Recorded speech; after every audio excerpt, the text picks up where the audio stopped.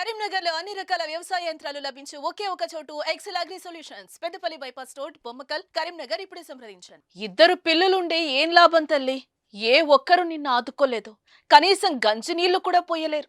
బతికున్నప్పుడైనా చూడకపోగా కనీసం చనిపోయాక కూడా దగ్గరకు రాలేదు.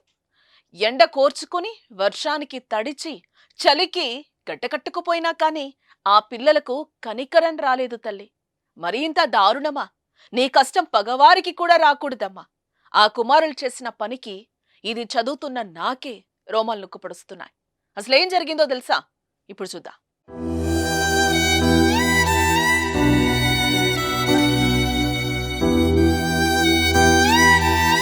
సృష్టికి జీవం పోసేది తల్లి.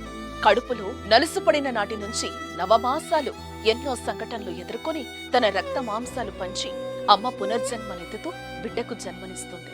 పొత్తిళ్లలో పసికందును చూసి ప్రసవ వేదనను కూడా మర్చిపోతుంది. నవమాసాలు మోసి కనిపించిన కన్న తల్లిపై కనికరం చూపలేదా బిడ్డలు?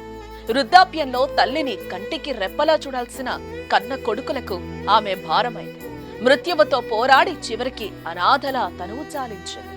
చిన్నప్పటి నుంచి పెంచి పెద్ద చేసిన తల్లికి అంత్యక్రియలు చేసేందుకు కూడా ఎవరూ ముందుకు రాలేదు.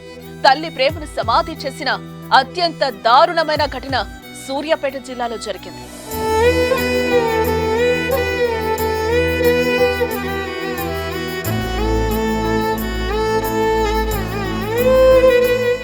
సూర్యాపేట జిల్లా నేరేడుచర్లకు చెందిన మన్నూరి రామస్వామి, సైతమ్మ దంపతులకు ఇద్దరు కుమారులు. కూలీనాలి చేస్తూ జీవనం సాగిస్తున్నారు. రామస్వామి 30 ఏళ్ల క్రితం మృతి చెందాడు. కుమారులు సైతమ్మను పట్టించుకోకపోవడంతో విద్యానగర్ రామాలయం దగ్గర చెట్టు కింద ఒంటరిగా ఉండేది. ప్రభుత్వం అందించే వృద్ధాప్య పెన్షన్తో కాలం వెళ్లదీసింది. పెళ్లిళ్లైన మనవళ్లు మనవరాళ్లు వచ్చినా చేరదీయకపోవడంతో 4 నెలల క్రితం నేరేడు చెల్లలోని వృద్ధాశ్రమంలో చేరింది. నెల రోజులుగా అనారోగ్యంతో బాధపడింది. ఇటీవల క్షీణిస్తున్న సైతమ్మ ఆరోగ్యం సమాచారాన్ని ఓల్డేజ్ హోమ్ నిర్వాహకులు కుటుంబ సభ్యుల దృష్టికి తీసుకెళ్లారు.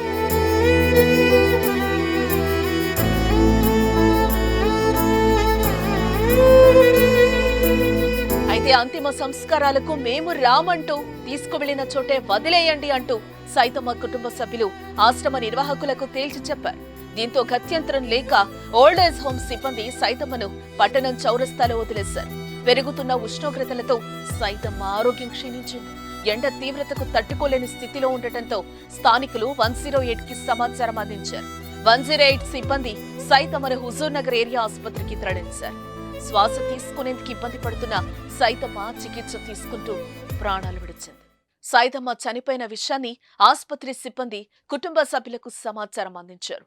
అయితే తమ దగ్గర డబ్బులు లేవని మృతదేహాన్ని తీసుకుని వెళ్లేందుకు నిరాకరించారు. అంత్యక్రియల కోసం హుజూర్ నగర్ మున్సిపల్ సిబ్బందికి అప్పగించాలని ఉచిత సలహా ఇచ్చారు.